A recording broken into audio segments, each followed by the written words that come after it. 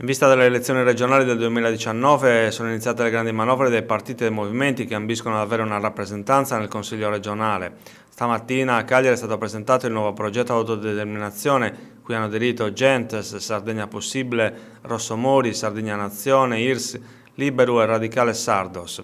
Un movimento, ha sottolineato il consigliere regionale del Rosso Mori Emilio Usula, tra i promotori del progetto, che mette assieme forze, culture e sensibilità politiche che intendono dare vita ad un'idea di governo della Sardegna profondamente diversa da quella dei partiti italiani.